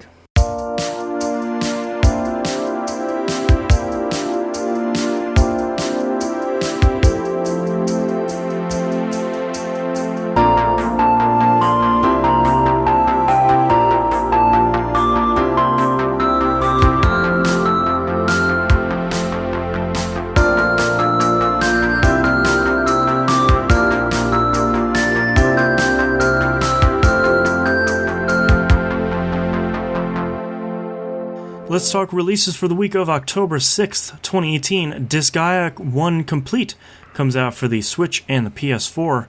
Nope. I didn't hear what you just said. I'm not going to listen to the show. Yep. I don't know what you're talking about. Don't worry. Wink, it only comes out for the Switch and you don't have one of those. Okay, good. Thank the word. Mark of the Ninja Remastered comes out for PC, Switch, PS4, and Xbox One. Oh, it's such a good game.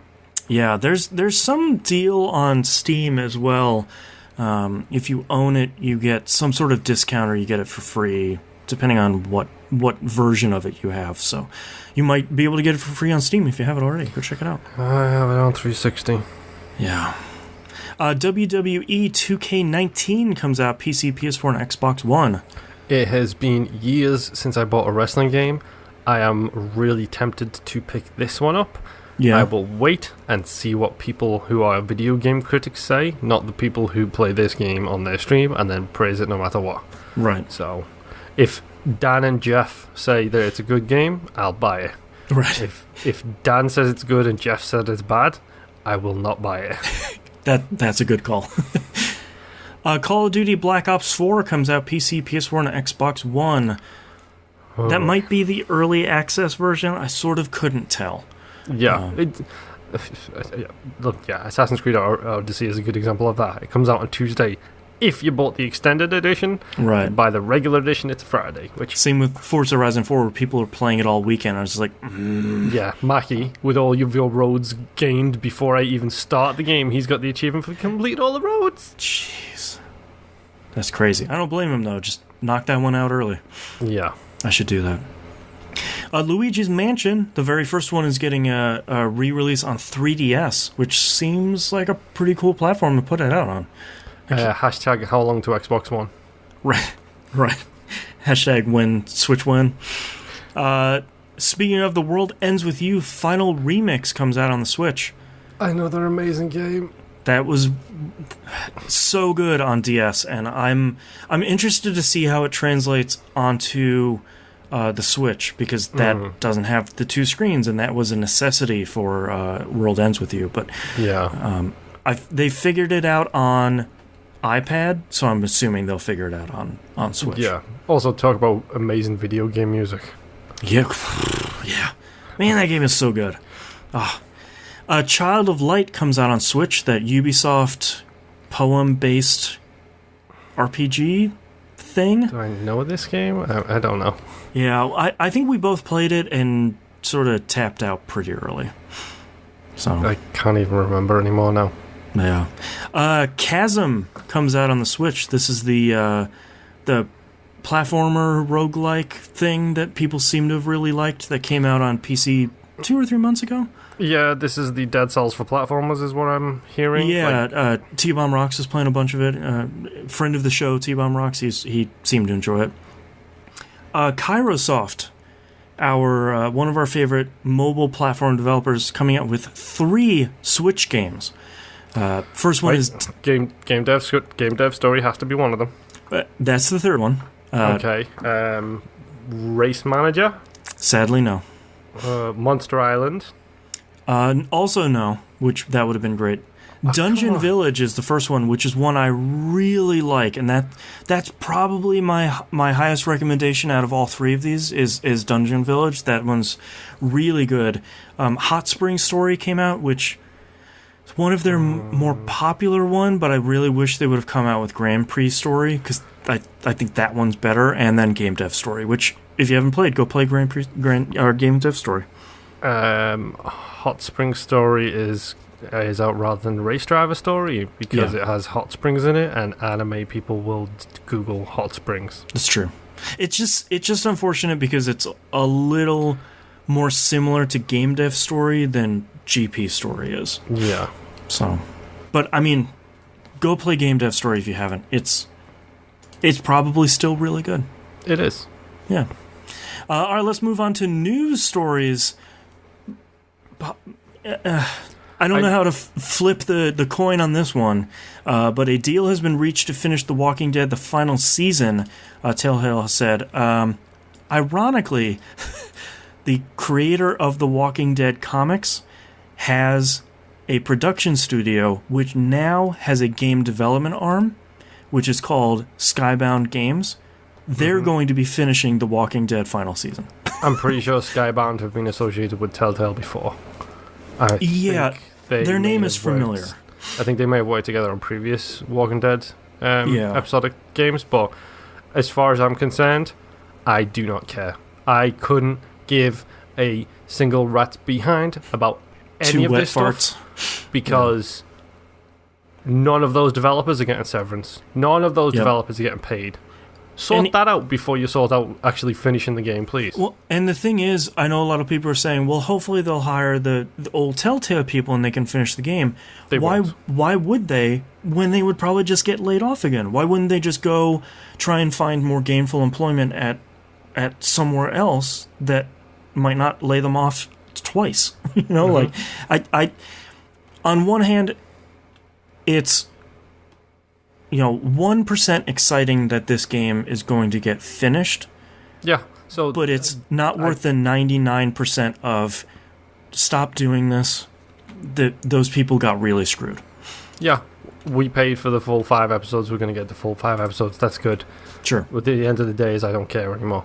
Yeah. Because I don't even. I will. At this point, I would rather go back in time if I knew about this in advance. Take $50 and flush it down the toilet, and see what happened to those people. Happen to those people again. Yeah. Yeah. It's not worth the human cost of this. Hands down. Are we talking about Life or Telltale? Both. Next news story.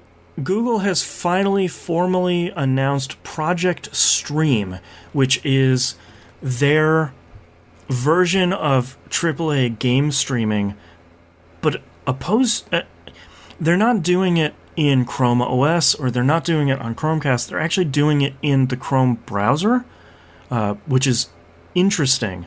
They have all this stuff. It's going to run on basically anywhere that Chrome runs on the desktop. You can go sign up for it now at projectstream.google.com.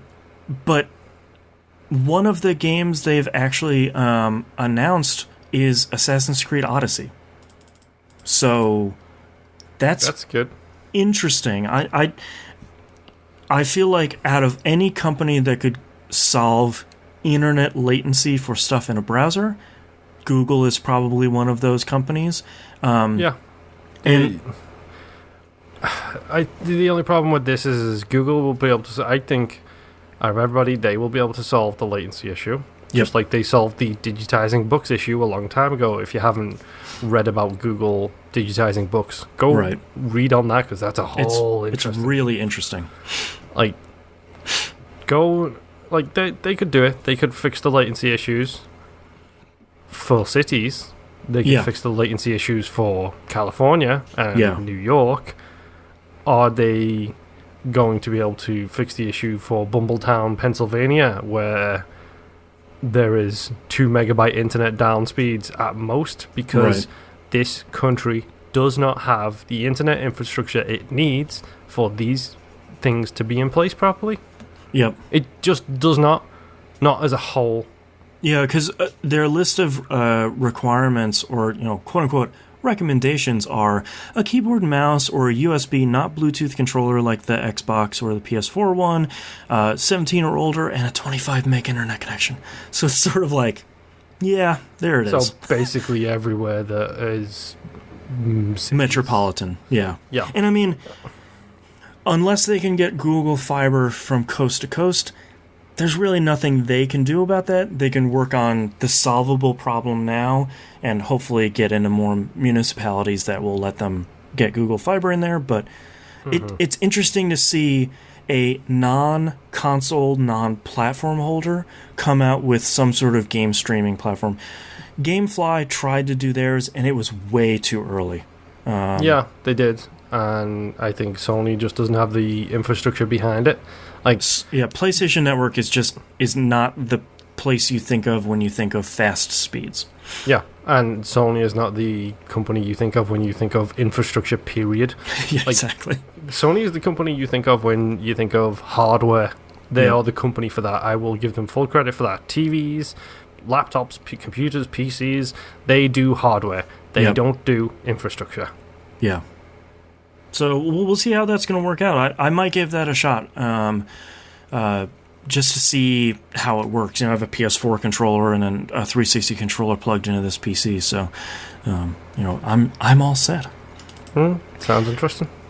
Next news story: the author of The Witcher, whose name I'm really not going to try to pronounce because I don't want to offend anybody, is now suddenly demanding royalties for the Witcher video game series. So, famously, when CD Projekt Red approached him to license a story from the Witcher short story series, the author, number one, didn't want to do it because he thought video games are dumb, which, fair. Yeah. Video games are pretty dumb. And he said that he didn't want a cut of the royalties because he didn't think it was going to work. So he took something like it's like $95,000 US for a one-time deal, and said that'll be fine. Just make your dumb game, whatever. Do you reckon he finally learned how to Google and Googled Witcher, and so what exactly came up first was not his books, but a series of video games? So he's pretty pissed now. Yeah, he is asking for 6% of the profits obtained for the lifetime of the franchise. For the earnings on Witcher 3 alone, he would be asking for a little over $16 million US. Okay. And I feel like he's not being unreasonable. 6% is probably fair, and that might actually be a little bit low, but... No, that's fine. If he wants to the 6%, sign that deal up front at the get-go. Right. Well, what he's doing now is he's actually citing Polish law, saying that, well, I only signed the one short story to make the one game, and then you guys made a bunch of other stuff, and that's illegal, so now you need to give me a bunch of money. It's like, sure, but you're kind of being he's been a bit of a jerk about it ever since the first game came out. Where he's like, oh, yeah, you guys are making a cute video game. Okay, sure. Oh, it got popular? Well, I'm never going to play it because it's not as good in my books. Now I can make some money? All right, now. I'm sorry, how many figures is that number? 6? No, wait, no, not 7. It's 8 figures? You're telling me I can make 8 figures on this thing that I spent my life insulting? Right. Well, I guess I'm going to do my research and get my law Bibles out now. And the thing is, because of the games, I have been reading the Witcher books, and they're really good. They're really, really good. Yeah. But you don't have to be a jerk about it. No. You can just say, like, hey, we signed a deal, and this thing got way more popular. I'd sort of like what I'm owed as the person who made this universe. You know what the funny thing is? It wouldn't honestly surprise me if he went like a gentleman to CD Projekt Red and asked them. I'm pretty sure they'd probably just say, fine, here's a check. They'd say, sure, you made us very famous too, so we'll each do right by each other. Yeah, because this is also CG Projekt Red, who are associated with GOG, who have nothing but respect for people, generally speaking. Yeah, CD Projekt Red is usually a bunch of cool peeps. So, another lawsuit for us to follow. This one will be real juicy. I'm hoping it's going to be short. I'm hoping it's going to be a case of, here is the suit, slide a briefcase across the table. There you go, problem solved. Yeah. Next news story, a report coming out that Nintendo is going to launch an updated Switch console in 2019. I was really surprised to see a whole bunch of people freaking out about this. Apparently forgetting about the 3DS or the 3DS DS, or the DS or the Game Boy Advance or the Super NES. Yeah. Or the NES, which had 2 models. Like, this is common for them. They'll probably make the bezel smaller because the bezel on the screen is pretty big. They will probably make it weigh a little bit less and maybe have a longer battery life. And that's it. I'm trying to think of Nintendo platforms that didn't have multiple iterations. The GameCube. And the N64? Yeah, the N64 only had 1. Yep. And the Wii... No, the Wii had the Wii Mini. And they had the Canadian Wii, which was red and didn't have Wi-Fi. It only had Ethernet in it. Yep. That was the other version of the Wii Mini. And I don't think the Wii U did. Wii U only had 1 version, too. So the bad ones. Yes. the non-selling... Wait. Hold on. I love the N64. I love the N64, GameCube. too, yeah. It's just, when you look at that hardware, they went, yeah, maybe we'll try again next time. Because part of what Nintendo is coming and saying is sales on the Switch have slowed down because they've sold 20 million units in 18 months. So, they're now sort of seeing that those numbers, bleed off a little bit, so they just need to inject another model in the marketplace. You get a bunch of collectors buying them, you get a bunch of people that maybe don't have the original version of the Switch now buying it now that it's brand new. Yeah, they'll fix some of the controller issues, please. Yeah, there's a whole bunch of people who are second-gen buyers who will only buy something after the second gen has come out because... That's the safe way to do it. every single first gen has issues. Yep. And last but not least, one of the more disappointing news stories this week, Castlevania Requiem, the double pack of games coming out on the PS4, Symphony of Night will not use the original localization. So, what are we not getting? Castlevania Requiem, I'll still buy it. But you had one job. What is a man... You know, like, you just needed to do... People want the bad version. They don't want the PSP one, which is retranslated and revoice acted, and it's almost a little too good. Yeah. I don't want that. I want the bad one. I don't want people to remake Starship Troopers into a really big budget Hollywood action movie, because it's so bad and it's so great. Yeah, that's not what we want. Man. All right, let's move into our questions for this week. We just have 2 of them up from Discord, actually 3. T-Bomb Rock says, Marble It Up, the successor to Marble Blast Ultra, by the way, is an incredible name for a sequel to Marble Blast Ultra. Yes. Has released on the Switch and is coming to Xbox One. What are some of the other Xbox Live Arcade games you would like to see get a sequel or successor? Oh, okay. Castle Crashers? Yeah, Castle Crashers, but that's got a HD remake out. Oh, that's right, that does. Okay, never mind. I pulled that one back up. Trenched. Oh, yeah. Or what was it? Iron... It was called Trench and they renamed it. Hold on. Are you sure? Yeah. Okay, yeah, it was Trenched. Iron Brigade. Iron Brigade, there we go. I always remember Trenched because there was a Giant Bomb Big Live Show Live that they made a joke where they were going to... No, not with the... but they were going to make a joke that the sequel to Trenched was going to be a submarine game called Drenched. And that's really good. For some reason, that's going to stay in my brain until I die. That's going to be my last word is, Drenched never came out. It's really, really good. Drenched is a good example. / Iron Brigade is a really good example. That game is way better than anyone thinks it is. It's tower defense with giant mech walking tanks. It's great. Yep. You're walking giant trench. Yeah. It's so good. I made a game with zombies, but that's kind of got one in Riddle Corpses EX. Yeah. It was a very basic twin-stick shooter anyway. Geometry Wars has had too many sequels at this point, so that doesn't count. Yeah, that we're sort of good on those for a little bit. Braid, but I don't want to even play anything Jonathan Blow makes anymore. The guy's a genius, but my word do I not want to support him. That's why I sort of ignore what he says. Because I love Braid and I love The Witness. Man, does he have a lot of opinions. Yes. Put it that Fez? way. Phil Fish. Yeah. Fez. That's an amazing game. I would kill a puppy for Fez 2 to actually come out. But the internet ruined that. Thank you, internet. Yeah. Phil Fish also didn't help that, though. Come on. No, yeah, I mean... I feel like nowadays Phil Fish would fare better because he wouldn't have a Twitter account. He wouldn't be looking at anything online. He'd announce Fez 2 at E3 and it would just come out 2 years later and everyone would be happy. Yeah. Oh, here we go. Lara Croft and the Guardian of Light. I know we got another sequel of that.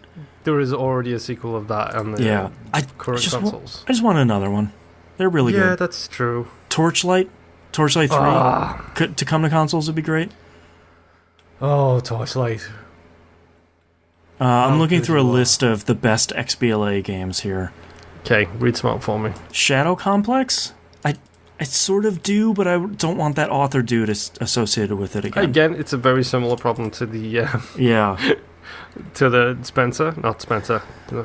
I'm getting my people mixed up now. Scott Pilgrim vs. the World, I don't want a sequel of that. I just want the licenses to be resolved so it can actually come back for people that bought it. Yeah. Because that sucks. Mark of the Ninja, Super Meat Boy. Mark of the Ninja's getting a sequel. Super Meat Boy is getting a spiritual successor in Meat Boy Forever. Yeah, but it's not the two guys, is it? No, it's the one of them. It's not... Ed isn't involved in it. Yeah. It's the other guy. Whose name I don't remember. It's sort of funny because like most of these lists are the same. Braid, Dust and Elysian Tale. Oh, there you go. Half Minute Hero. Mark of the Ninja, which we just talked about. So many sequels. I think the problem now is we've got so many, even if they're not sequels, there are spiritual successors to all at this point. Or they got ported to PS4 and Xbox One because they were so popular on Xbox or 360. Plants vs. Zombies somehow hasn't gotten ported over to PS4 because and Xbox now they One. make basically the Battlefield for kids that happens to give them a God, those games are so good. I know. I really want to get into one, but I'm terrified. I have no time to... I feel like I need to play one roguelike at a time and one online shooter at a time. That's all I have time for. But you know the PvZ Garden Warfare series is amazing. I played a bunch of the first one, and like when it started tugging on me, I was like, nope, nope. Got to put it back in the collection. Can't do that. Yep. It's Overwatch with plants. Come on, folks. Yep. No, it's more like Battlefield with plants. Yeah, that's true. Yeah, it's really good.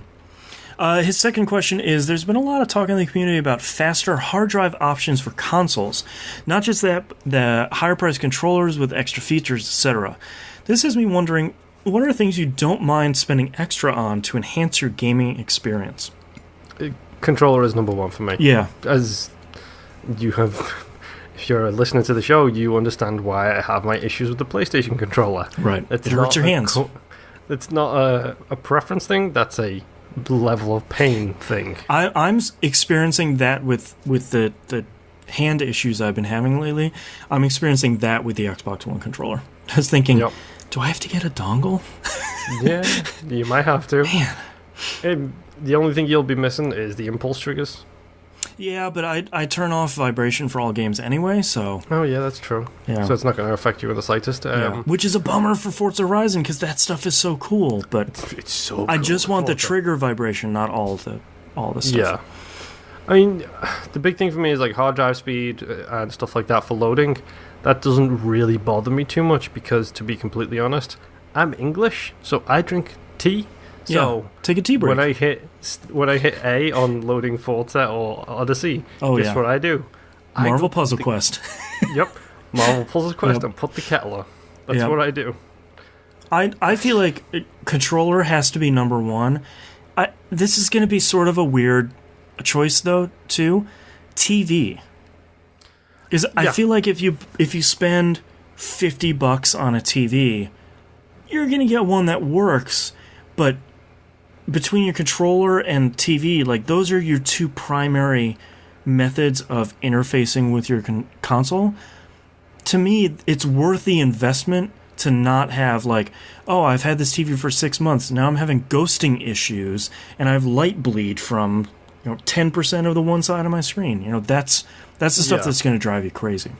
Well, that was the thing with me. Like when I got my TV I'm currently using now, it was because I was using a TV from like 2007. Right. Like it didn't even have 1080 on it. It just did like 720p. It was bad. Yeah. It was a bad TV. Yeah, and that's when you invest in the right TV that you're going to have for another 10 years until 18K displays and Super HDR comes out. Yep, which for those who are curious, my TV is now on sale. It's down to $300. So if you're looking for... As I did the research when I first got it almost a year ago now. Wow, I've had that TV for almost a year. It is an excellent starter entry into the series. It is an older TV at this moment. It's 2 generations out. But I ain't complaining because it's 4K, it's HDR, and it's amazing. It supports HDR10. It's the TCL line, like the T400 series.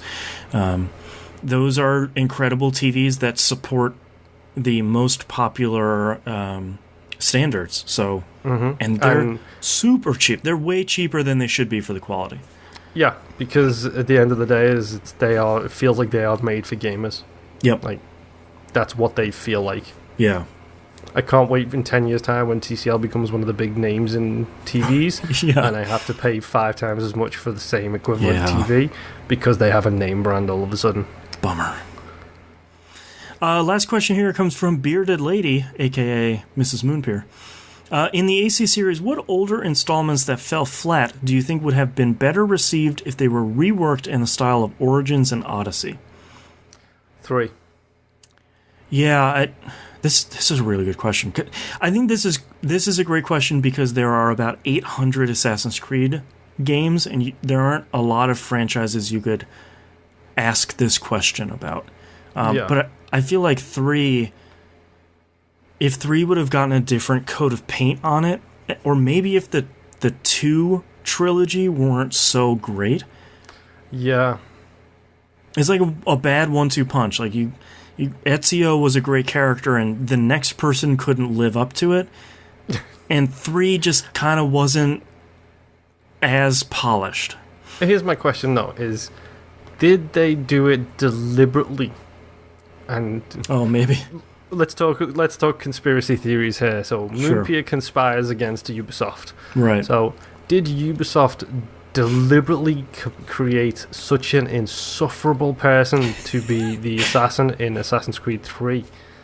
Because number one, it was going to get rejected anyway because it was American history. Because all Americans would hate it. Yep. Because that time period especially is a very touchy subject for Americans. It's very well known. Yes. Did they do that knowing that they could write that off as it did okay? Because is it Edward? Yes. So charming, and he is a pirate. Mm-hmm. So did they do it deliberately knowing that people would welcome a charming pirate with open arms after the fact? So you're saying they pulled a Smashing Pumpkins?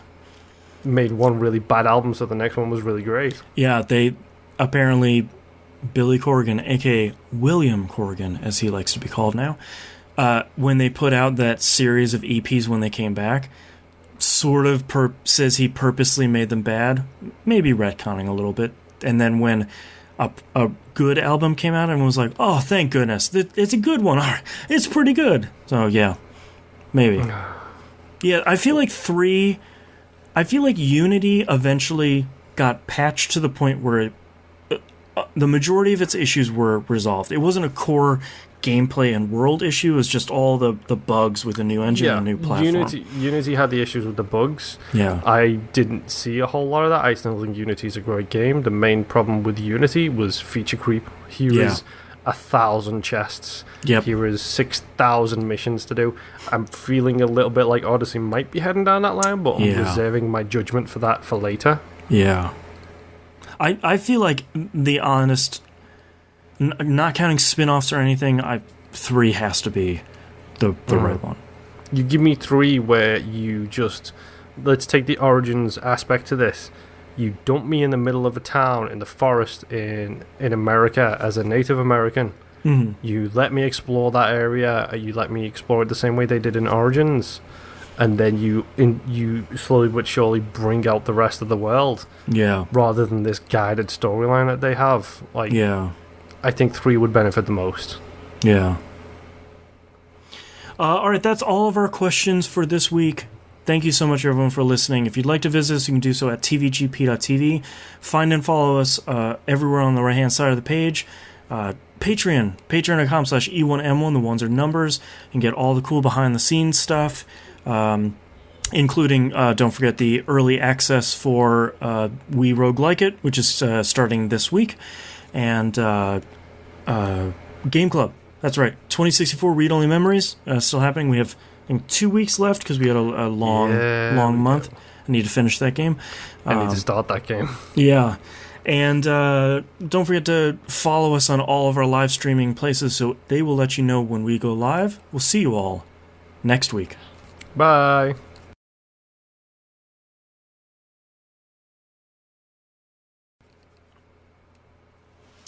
Okay. Boop. Titles time. It sounds like my kid finally woke up from her nap, so we need to blow through this. The timing is perfect. Yeah. Okay, you ready? Yep. Hashtag 2018's greatest game developer. Tutorial Island. Hardcore Flirting. Merc versus Merc. Number 1, how dare you? I'm going to give you so many bars, Moon. hashtag Forzathon, the word hashtag Forzathon, not hashtag, Right. but the word hashtag Forzathon. My guy is fabulous, and I didn't hear what you said there. I did hot new releases, real hardcore flirting, which I really like. Sir Lycanthrope the Fifth, Merc on Merc, Boat Stuff, Tutorial Island, and number 1, How Dare You. I like Sir Lycanthrope the Fifth a lot. It is a very apropos of nothing thing. Yeah. That's a very show title. I also like real hardcore flirting. I like that too because I'll be honest, it's shocking some of the things these people say to each other. It's so great. It's shocking in a way that I didn't expect a video game to do it, if that makes sense. It's not shocking in a personal way. It's shocking It's in just, you went there. You went there, and you're a video game. I can tell you were made in Europe. Let's pick real hardcore flirting. I like that one. Mm-hmm. Alright, starting in 3, 2, 1. This is That Video Game Podcast, episode 572 for October 8th, 2018. Real hardcore flirting. Top 5 things you won't expect them to say.